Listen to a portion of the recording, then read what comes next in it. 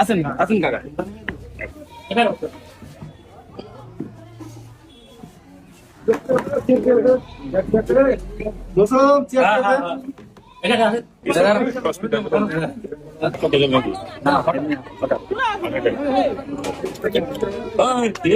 বয়স কত হয়েছিল দাদা 58 ওর এই কার্ড আছে শ্রমিক কার্ড আছে তো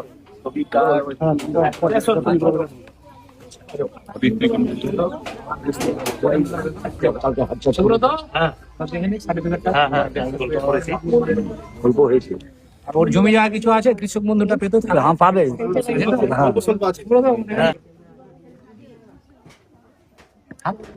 ঠিক ওকে ওকে ঠিক আছে রাখেন কাকে দেওয়া ব্যাংকে যে ব্যাংকে তোমার অ্যাকাউন্ট আছে ওই ব্যাংকের ম্যানেজারকে দিয়ে দিবে তোমার ব্যাংকে লাগিয়ে দেবে 3 দিনে চলে আসবে পয়সা টাক করে ঢুকে যাবে গরিবের বন্ধু মতিউর রহমান 1 লাখ টাকা চেক দিল। 1 লাখ টাকার চেক। আমার স্বামী বাইরে যায় না, কাজ করতে করতে পরে যায় মারা গেছে কোথায় হায়দ্রাবাদ। খুবই আমাকে এত ভালো লাগছে মন্ত্রী সাহেবকে ধন্যবাদ যে তিনি গরিবের বন্ধু, কথাটা সত্যি গরিবের বন্ধু, যে তিনি এসে এতটা মানে দূরত্ব দূর থেকে এসে অনেক যে সহযোগিতা করলো আমার ভাইয়ের বউকে, আমি তার জন্য মন্ত্রী সাহেবকে অসংখ্য ধন্যবাদ। কি সাহায্য করলেন উনি এসে? 1 লক্ষ টাকা দিয়ে 1 লক্ষ টাকার চেক দিলেন। এই টাকাটা পেয়ে আমার ভাই বউ অনেক উপকৃত হবে।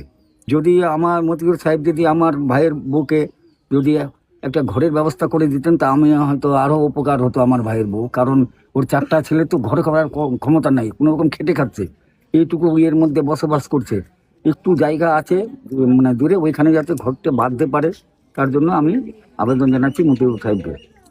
ছিলেন আজকে ছিলাম বৈরাট বেঙ্গল অঞ্চল আর দাদাটার নাম ছিল কি মোবারক আলী, হায়দ্রাবাদে মারা গেছিল। তো আপনি জানেন যে আমি আমার বলা আছে হরিশ্চন্দ্রপুর, মালতীপুর, চাঁচল, রতুয়াদের যে বাইরে যে মারা যাবে তার তো আমার তরফ থেকে 1 লক্ষ টাকা দিয়েছে।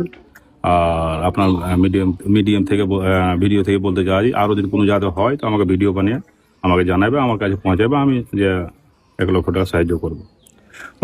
হ্যাঁ, খবরের মাধ্যমে জানতে পেরেছিলাম আমি যে এরকম সমস্যা আছে আর গরিব। কি দেখলেন এখানে এসে? কিছু নাই তো, ওই তো টালির বাড়ি, আর কিছু নাই, 4টে ছেলে আছে, আলাগ খেয়েছে। আর পরিবার কি জানালো, আর কি জানালো? পরিবারটা বলে যে ওই দিদিটা একটা ঘর করে দিলে একটু ভালো হবে। তো আমি তো আমার স্কিম তো আছে বছরে আপনার কি স্কিম ছিল? আমার স্কিম মানে ওই লেখাপড়া 2 কোটি টাকার স্কিম ছিল, তো একটা